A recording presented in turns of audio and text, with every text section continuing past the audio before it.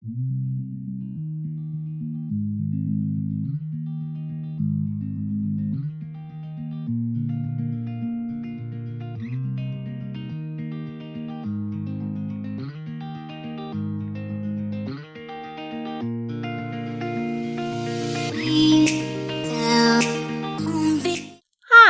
this is Happy Fangirl too, because why be cynical and sad when you can be happy and glad? But if that's too much of a mouthful for you, you can just call me Eden. Today I'm reviewing Going Viral by Katie Katalikuk, a young adult queer romance set in 2020, when the coronavirus pandemic consumed the world into lockdowns and masks. So, I will be making a mask today. The book begins when the pandemic strikes. Claire Draper, the main character, is forced to isolate with her family indefinitely in their Brooklyn apartment. No in-person school, hanging out with friends, or, worst of all, dates with her girlfriend, Vanessa. Just as it all starts getting to Claire, she looks out her bedroom window and notices something new. A girl sitting on a fire escape across the street. Inspired, Claire starts writing a story about two girls who become friends from afar. But when the story goes viral on social media, the line between reality and fiction is blurred. Will Claire be able to tell the difference before everything spirals out of control? The book is all from Claire's point of view, and this allows for the use of the technique that is called the unreliable narrator, which is created through Babbelpost, which is this world's Wattpad. For those who don't know what Wattpad is, it's a place where you can post original stories as well as fanfiction. The Babbelposts are designated with the change in paper color being a shade of grey. The use of this color signals how Claire starts to mistake fiction for fact and begins her relationship with Sadie, the girl on the fire escape. That is all in her head.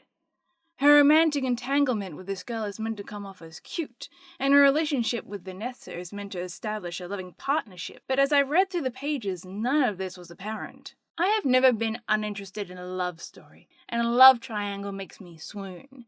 But the relationships that are presented to the reader appear to be toxic. Vanessa and Claire's strained relationship makes me feel nothing for this couple. I don't feel devastated by how they are slowly drifting apart, how they can't communicate in a meaningful way, and general mishaps that happen when you can't meet in person. The author instead makes me constantly think, please break up finally, so we can bring the end to silly arguments that come in poorly written text messages. Example A. Claire. Lol, my dad doing yoga. Vanessa. What's so funny? Claire. Just picturing my dad doing yoga. Lol. Vanessa. Okay, and... Claire. You've met my dad, right? Vanessa. Yeah, obviously, and... Claire. Don't you think it's funny thinking about him doing yoga? Vanessa. Why is that funny? Claire. Because he's my dad, my big, clumsy dad, who has less flexibility than one of my pens. Vanessa. It's not very nice to make fun of people's bodies. Everyone has their own path, their own journey. I know this is written for a young adult crowd, but I feel no particular effort was made in constructing these sentences. This is all compounded by Claire's non-engagement with the pandemic for the sake of exposition. She makes me want to tear my hair out. Claire.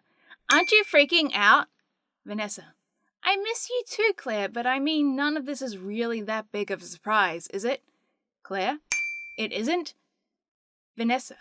Babe, haven't you been following the news? School's been closed for the rest of the year, all over the country. We knew this was a possibility. Claire. We did? Why didn't you tell me that? Vanessa. Because I didn't think it was my responsibility, and I figured you were reading and watching the news. The characters are two-dimensional and can be boiled down to their designated roles. Claire writes, Vanessa is her girlfriend, and their relationship is strained because of social distancing. Sadie is a girl Claire has a crush on. The parents are parents who still have their jobs, so their financial situation is secure. No need to worry about that. So we're stuck in a constant haze of banal boredom. The book gave me fatigue as I have lived through the pandemic in the city that had the most lockdowns.